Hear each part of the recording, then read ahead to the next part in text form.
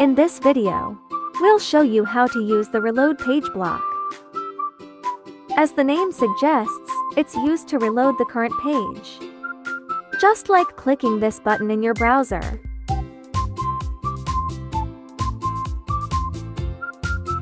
Drag the reload page block onto the canvas. This will reload the current tab. Let's run it and see. Add a short delay so it's easier to observe. As you can see, it's reloading the page. If you nest it inside a new tab block, like this, it will only reload that tab. Okay, let's run it again and take a look.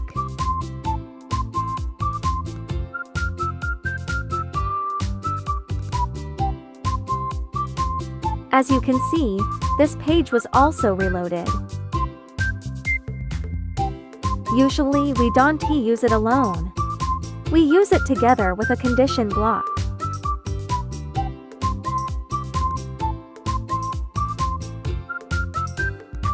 Like this. It only reloads the page when a certain condition is met.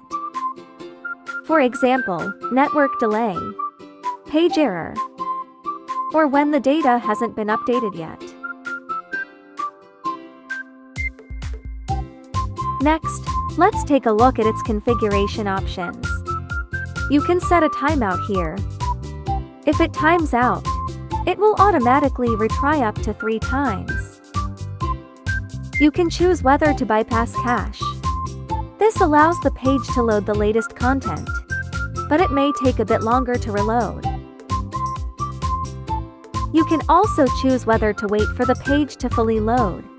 If you are planning to extract data from the page afterwards, it's recommended to enable this option to ensure the data is complete.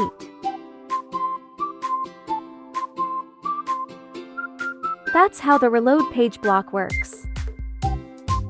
When you need to handle page errors, sync the latest page content, or monitor content updates, this block will come in handy.